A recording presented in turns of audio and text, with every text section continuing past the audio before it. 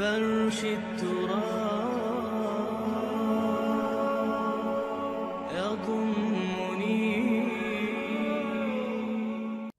اسلام آئے گا اسی طریقے سے لا يصلح آخر هذه الامہ الا بما صلح به اولها.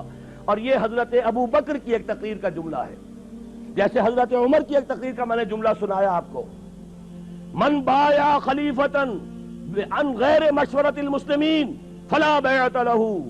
مسلمانوں کے مشورے کے بغیر اگر کسی کی خلافت کا جو بیعت کی گئی وہ بیعت صحیح نہیں ہوگی. اسی طرح حضرت ابو بکر کا قول سنا رہا ہوں. حضرت عمر کو جب انہوں نے مسلمانوں کے مشورے سے اپنا جانشین بنایا تو خطبہ دیا. اس خطبے میں آپ نے فرمایا ان ھذا الامر، مسلمانوں یہ جو ہمارا معاملہ ہے دین کا اور خلافت کا، لا يصلح آخرہ الا بما صلح به اولہ، اس کے آخری حصے کی اصلاح نہیں ہوگی مگر صرف اس طریقے سے جس سے پہلے حصے کی اصلاح ہوئی. اور اسی کو امام مالک نے نقل کیا، لا يصلح آخر هذه الامہ الا بما صلح به اولها. وہی بات میں کہہ رہا ہوں، حضور نے کیسے کیا ہم کیسے کریں گے. دیکھیے حضور نے پہلے کام کیا کیا، ایمان کی دعوت بذریعہ قرآن. پہلا کام یہی تھا، دعوت ایمان بذریعہ قرآن. آج ہمیں دعوت تجدید ایمان کرنی ہے بذریعہ قرآن. تجدید ایمان، اس لیے کہ ہم ویسے تو مسلمان ہیں لیکن جیسے کچھ مسلمان ہیں وہ مجھے بھی معلوم آپ کو بھی معلوم.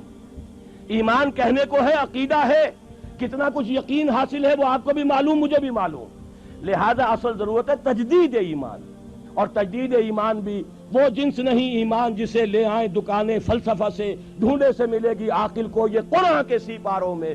تو جو آپ فرما رہے تھے توکل صاحب کہ میں 25-30 برس سے لگا ہوا ہوں، تو واقعہ یہ ہے اس کا اکثر و بیشتر میرا حصہ قرآن کے پڑھنے پڑھانے میں گزرا ہے. ہماری تراویح 6-6 گھنٹے رات چلتی ہے دورہ ترجمہ قرآن کے لیے. ہماری قرآن کانفرنسیں ہیں، قرآنی انجمنیں ہیں، انجمن ختام القرآن، قرآن اکیڈمیز ہیں، قرآن کالج ہے، قرآن تربیت گاہیں ہیں، درس قرآن کے کیسٹس ہیں، آڈیو ہیں، ویڈیو ہیں. میری زندگی کا بیشتر حصہ شادم از زندگی خیش کے کارے کردم. بہت مطمئن ہوں میں، میرے پاس کوئی جائیداد نہیں. ابھی میں ویزا لینے گیا تھا تو وہاں پر جو خاتون تھی ایک کینیڈا کی، انہوں نے پوچھا آپ کی آمدنی، میں نے کہا آئی ارن نتھنگ. حیران ہوئی. میں نے کہا اور بات سن لو، آئی اون نتھنگ، میری کوئی جائیداد نہیں، میری کوئی آمد نہیں. مرکزی انجمن خدام القرآن ہے، اس کے ایک کوارٹر میں رہتا ہوں. میری سہولتیں مجھے وہاں سے حاصل ہیں.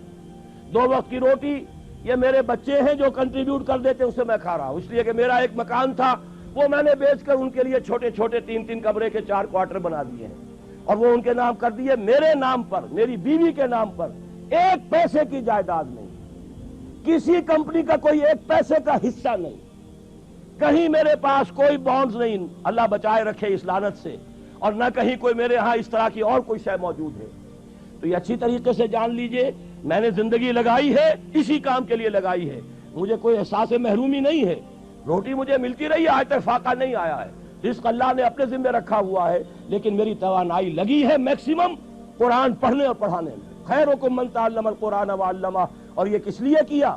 جب انجمن خدام القرآن لاہور کی قائم کی تھی، اس کے دیباچے میں لکھ دیا تھا کہ میں صرف انجمن بنانے کا قائل نہیں ہوں، میرے پیش نظر اقامت دین کی فرضیت ہے، میں ایک جماعت قائم کرنا چاہتا ہوں. یہ پہلا قدم ہے مرکزی انجمن خدام القرآن کا، اور یہ 1972 کی بات ہے، آج سے 21 برس قبل کی جو میں آپ کو بتا رہا ہوں. بہرحال پہلا کام وہی ہے جو حضور نے کیا. فرق یہ ہے وہ کافر تھے، انہیں قرآن کے ذریعے سے ایمان کی طرف دعوت دی گئی. ہم مسلمان ہیں، ہمیں قرآن کے ذریعے سے تجدید ایمان کی دعوت دینی ہے. مرحلہ ایک ہی ہے، اس میں کوئی فرق نہیں. نمبر 2 وہ جو حدیث میں سنا چکا ہوں، آمرکم بخمس بالجماعت والسمع والطاعت والہجرت والجہاد فی سبیل اللہ. اب جو لوگ واقعتاً شعوری ایمان اختیار کریں، شعوری طور پر فیصلہ کریں کہ مسلمان جینا ہے، مسلمان مرنا ہے، ان صلاتی و نسکی و محیای و مماتی للہ رب العالمین، یہ طے کریں نا پہلے.